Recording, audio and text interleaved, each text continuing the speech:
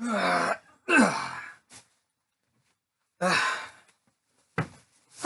there, guys. Welcome to my attempt at entertainment. Now, I know Marty McFly didn't have a beard, but my wife won't let me shave, so since I already look like him, imagine this is the middle-aged version of Marty McFly who got depression and didn't feel like shaving. Also, that light's a little... There we go. Not better at all. I'll figure it out later.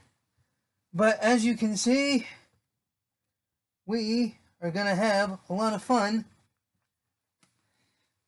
And I'm gonna need something without any sugar if I'm gonna relive these tales. Good thing I got a running tab open at the kitchen. Now, hi buddy. Now this Shakespeare. Now it's got a few pictures. I'll show them to you. And I also got a black guitar without a whammy bar that actually looks a lot like Marty's guitar in the movie, but the scene is already pretty much taken up. Well, there we go. Don't want to forget that. Lots of stuff in the background. Maybe I'll point it to you. Maybe I won't. But here we go. And bear with me on this one. Prologue, Hill Valley, California, in the New World. Enter the chorus. Now, gentles, pray your patience for this play. In heart and mind, let fancy hold its sway. Ne'er has there been such whimsy on the stage. And when Andronicus was all the rage, to wit, we shall transport ye these 2 hours, enabled by our keen dramatic powers. Ere ye depart, we'll proffer such surprise, not one of ye, my friends, shall trust your eyes. Eyes, yea, and ears, attend unto our tale, in which we'll carry ye beyond the pale. Go with us, prithee, past your common sense, herein we'll voyage 400 years 400 hence. Time travel, such is our agenda bold. Yea, from our author's mind shall this unfold. For this endeavor England we must leave. In far America our tale we weave. View wonders on our stage do we arrive in late October 1985. Act 1, Scene 1. Doc Brown's house. Enter Marty McFly. Here comes the hard part. Let fame that all hunt after in their lives live registered upon my brazen tomb, and then grace me in the disgrace of death, when spite of Cormorant devouring time, the endeavor of this present breath may buy that honor which shall bait his scythe's keen edge, and make me heir of all eternity. Yea, though I speak of death-defeating fame, a simpler fate befits my humble state. A lad of 17, my fondest hopes soar far beyond the custom of my years. Still, which still do fall 3 fewer than a score. Whilst all my friends waste time in vain pursuits, I long for something higher than the rest. Perhaps this longing, though, is but a symbol of that poor life which I do daily lead. My parents poor, my siblings' prospects weak. Our days in the estates of Lion, just a hollow tapestry of human life. Beneath this melancholy promise, though, I see a vision of a better day, the sight of which doth flow from double source. First, mine own paramour, my Jennifer, the ever-favourite object of mine heart. And second, my dear friend in awe and wonder, in Eden, Dr. Emmett Brown, whom I call Doc. His house is like another home to me, with less of strife and quarrels than my own. A place of mental curiosity, where to experiment is all the aim. Doc is a scientist of brilliant mind, inventing new contraptions every day. Although the man doth have a genius brain, his eccentricities have kept him from the public recognition he deserveth. And as I make entrance to Doc's busy home, I find there neither man nor beast herein. Doc's many gadgets and creations, though, surround me as if I were lost at sea. And every apparatus where the water. Behold these clocks, which run in perfect time, 100 such devices, yea, or more, of varied style, movement, gear, and spring, each tick the perfect echo of the rest, each talk in step as to a drummer's beat. A radio begins to sound, and brings a stranger's voice unbidden to the room. Then doth a timer ring, and on the instant the smell of brewing coffee strikes the air, once programmed for by the Doc's own hand. A television, wondrous miracle, turns on by force of automated lever, whereon a telecaster does announce the recent theft of some plutonium. A charcoal slab of that which once was bread emerges from a toasting silver box. Another gizmo starts with buzzing sound, then opens food for Einstein, Doc's pet dog, whose shaggy graying hair is partner to that which doth grow atop of Doc's own pate. The bowl o'erflows had Einstein not been here. Besides these few inventions, other bits of knick and knack are posted on the walls. A tale torn from a newspaper of old, which tells the story of the Mansion Brown, which, sometime more than 20 years ago, did burn down with mighty pyre and restless flame. This tragedy I have even Patrick Stewart struggles, right? This tragedy I never have discussed with Doc since he and I did friends become. The portraits, too, of various inventors adorn the walls, as if to watch Doc work, and bring their inspiration to his toil. Ne'er have I seen Doc's house in such a state of disarray, and yet I do confess, these curiosities and implements form but a backdrop to my soul's desire, the reason I have hither come this morn, to play my lute upon Doc's system vast, which he hath gladly given me leave to do. I turn the dials and switches to the height to maximize the power of the sound. These small controls shall amplify my lute, and 'twere 1,000 lutes did play at once. The overdrive is set to the 100th mark, and all the levels rise unto the brink. My lute I do connect unto the board, prepared with a single pluck, my sheep gut string, here to unleash a beast of rock and roll. We all know what happens here. He's blown back. Telephone rings. Enter Dr. Emmett Brown on the phone, and Einstein, both alive, both above on balcony. Maybe I shouldn't read the stage directions. There's not a lot, but it might be part of the fun.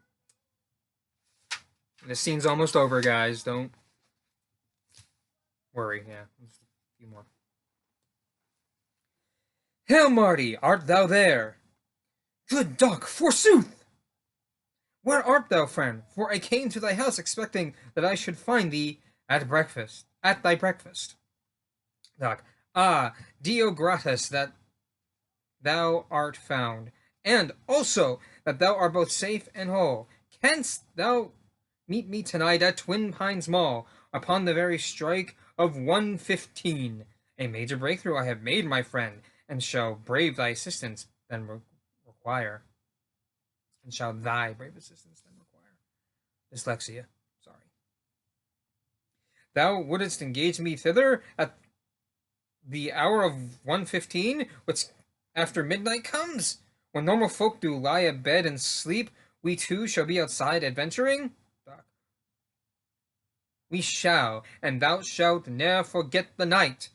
Marty, What is the matter that doth move thee so? And say where thou hast been the livelong week, whilst I have searched with urgency, engaged in testing mine experiments. Pray, what of Einstein, the pup, with thee? Indeed, he sitteth at my feet even now. Thy house, it is in shambles, didst thou know? All thine equipment thou didst leave to run some 6 or 7 days now, by my troth. Equipment, sayest thou? The very word doth prompt remembrance of another thing. The amplifier for thy lute shouldst not use at present, for there is a chance, but slight indeed, still there's a chance, the system may o'erload and blast thee whole. Thus shall I keep in mind. Had he been but 5 minutes sooner, this advice would help. 'Tis well. I shall then see thy face tonight.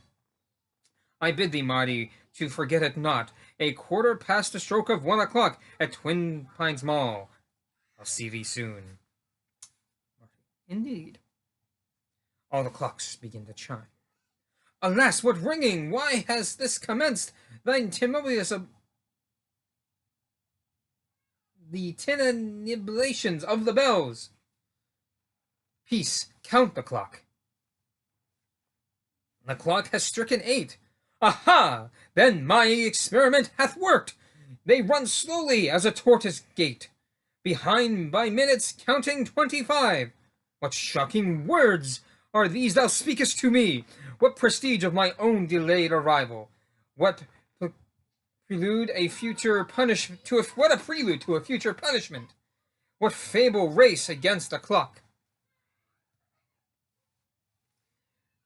It's true that thou dost calmly say to me, the time is verily 8:25?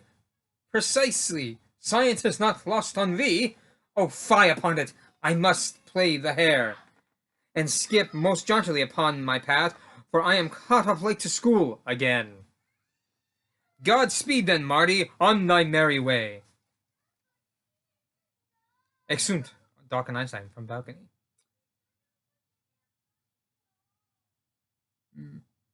Enter various residents of Hill Valley up on the streets. I love it. I leave anon my vehicle withal, a piece of wood with wheels, numbering 4, on which I stand whilst pushing with 1 foot. This skateboard must convey me hence apace.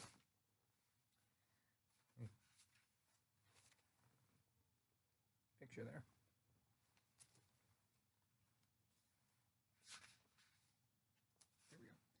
That I may swiftly to the schoolhouse fly, now shall I grasp the back end of this car, a horseless carriage fashioned out of steel, and powered by the strength of fuel and flame.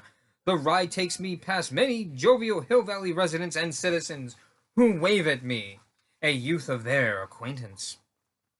The driver of the car hath noticed me, as I do his speed to make my way, as I do use his speed to make my way. A withering and friendless look he gives, belike unhappy with his hanger-on, the new caboose for which he did not ask, the barnacle that fastens to his rock. We pass the signs for Baron Goldie Wilson, a noble leader of our humble town. He seeks another term in office soon, beneath the banner of his motto proud, and honesty, decency, integrity. Hill Valley High School, I am here at last, and hopefully soon shall not be punished from my belated ingress into the school. Enter Jennifer Parker. My love, heart of my heart, my Jennifer.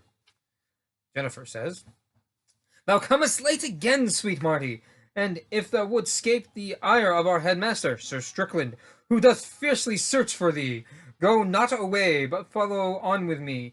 If thou art caught, thou shalt be written down as being tardy 4 times in a row. This hallway mayhap shall give passage safe. This hallway mayhap shall give passage safe. This time 'twas not my fault, for I did fall beneath the whimsy of Doc's genius mind, which ever hath a new scheme, and which did, for trial of what theory I know not, set every clock within his house behind. Enter Sir Strickland. The utterance of that name, the name of Doc, falls upon my ear, that 'twere a pestilence, that shall set fire unto my brain at once. Am I to understand thou, McFly, may still be found within the company of Dr. Emmett Brown, that hapless man? Now, to your punishments, ye naughty scamps. Miss Parker, thou hast earned a tardy slip, the twin of which I give to thee, McFly, which totals 4 upon successive days. Young man, to thee I proffer some advice, a ducat's worth, yet nobly freely given, that thou mayst call Doc this Dr. Brown, though doctor of what science I know not, nor whereby he hath earned the title. Nay, he is a danger to himself and thee, a senseless madman and a lunatic. If thou with him dost spend thy wasted days, it shall be only trouble that thou find'st. Marty, forsooth, your words have quite convinced me, sir. Thy problem is thine attitude, McFly, which goeth before thee like a flag, wafted high as a standard with no standards, yea, announcing unto all, here comes a slacker, a worthless imp, a lazy wayward fool. How thou dost of thy father make me think, who was a slacker for the record books. Marty, though these words I take with me, if I may go. Strickland, and could not help but notice thy band, the merry minstrels thou dost play withal, shall make an audition in the afternoon, so that thou may perform at our school dance. Yet, wherefore even make attempt, McFly? There is but little chance thou shalt succeed. Thine apples fall too nearly thy father's tree. Ne'er did a person by the name McFly amount to anything, or make a mark on all our proud Hill Valley history. Yet, Marty, history shall change soon. You shall see. And that is the end of Scene 1. Bit of a longer video than I expected. Hope you guys enjoyed it. See you next time with Act 2. Oh, and yeah, I'm a lot older than I was, but check out my McFly album.